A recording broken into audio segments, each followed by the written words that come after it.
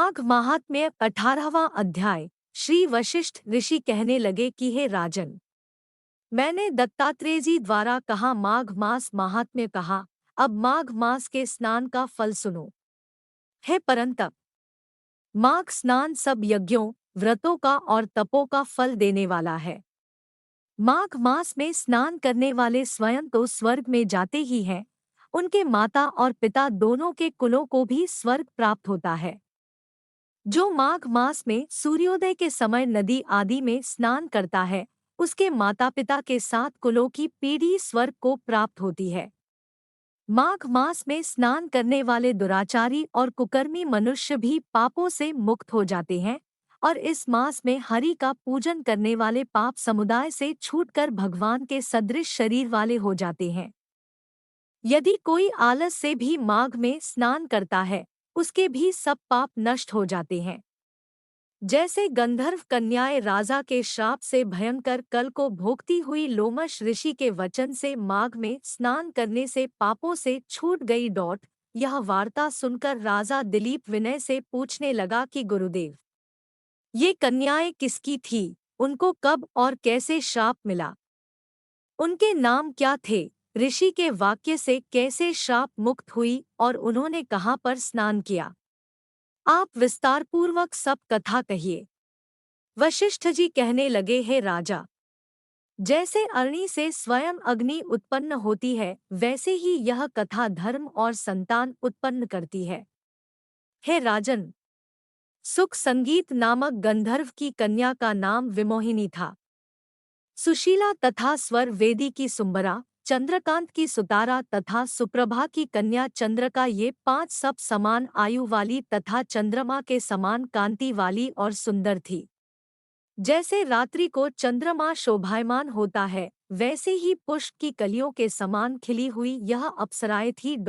ऊंचे पयोधर वाली पद्मिनी, वैशाख मास की कामिनी, यौवन दिखाती हुई नवीन पत्तों वाली लता के सदृश, गोरे रंग, सोने के सदृश चमकती हुई और सोने के अलंकारों से सुशोभित, सुंदर वस्त्र धारण किए हुए, अनेक प्रकार के गाने और वीणा अथवा बांसुरी तथा दूसरे बाजे बजाने में प्रवीण और ताल, स्वर तथा नृत्य कला में निपुण थी। इस प्रकार वे कन्याएं क्रीड़ा करती हुई कुबेर के स्थान में विचरती थी। एक समय कौतुकवश माघ मास में एक वन से दूसरे वन में विचरती हुई मंदिर के पुष्प तोड़कर सरोवर पर गौरी पूजा के लिए गई। स्वच्छ जल के सरोवर में स्नान करके वस्त्र धारण कर मौन हो बालू मिट्टी की गौरी बनाकर चंदन, कपूर, कुमकुम और सुंदर कमलों से उपचार सहित पूजन करके ये 5 कन्याएं ताल नृत्य करने लगी, फिर ऊंचे गांधार स्वर में सुंदर गीत गाने लगी। जब ये कन्याएं नाचने और गाने में लीन थी तो उस समय अच्छोद नामक उत्तम तीर्थ में वेदनिधि नाम के मुनि के पुत्र अग्निप ऋषि स्नान को गए। वह युवा ऋषि सुंदर मुख, कमल सदृश नयन, विशाल छाती, सुंदर भुजाओं वाला, दूसरे कामदेव के समान था। शिखा सहित दंड लिए, मृगचर्म ओढ़े, यज्ञोपवीत धारण किए हुए था। उसको देखकर 5 कन्याएं मुग्ध हो गई और उसका रूप व यौवन देखकर कामदेव से पीड़ित हो देखो देखो ऐसा कहती हुई उस ब्राह्मण के चित्त में कामदेव का डर उत्पन्न करने लगी और आपस में विचार करने लगी कि यह कौन है। रति रहित होने से कामदेव नहीं और एक होने से अश्विनी कुमार नहीं। यह कोई गंधर्व या किन्नर या कामरूप धारण कर कोई सिद्ध या किसी ऋषि का श्रेष्ठ पुत्र या मनुष्य है। कोई भी हो, ब्रह्मा जी ने इसको हमारे लिए बनाया है। जैसे पूर्व कर्म के प्रभाव से संपत्ति प्राप्त होती है, वैसे ही गौरी जी ने हम कुमारियों के लिए श्रेष्ठ वर दिया है और आपस में यह तुम्हारा वर है या मेरा अथवा सबका, ऐसा कहने लगी।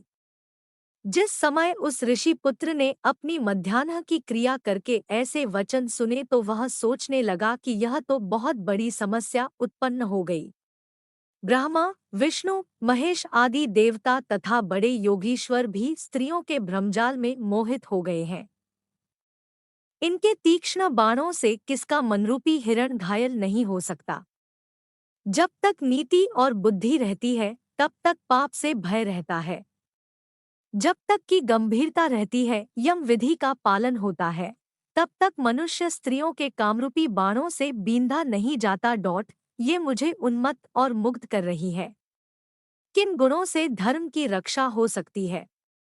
स्त्रियों के मांस, रक्त, मल, मूत्र से बने घृणित और अशुद्ध शरीर में कामी लोग ही सुंदरता की कल्पना करके रमन कर सकते हैं। शुद्ध बुद्ध वाले महात्माओं ने स्त्रियों के पास रहना कष्टकारक कहा है, सो जब तक यह पास आए घर चले चलना चाहिए। आता जब तक वह उसके पास आई वह योग बल के द्वारा अंतर्ध्यान हो गया।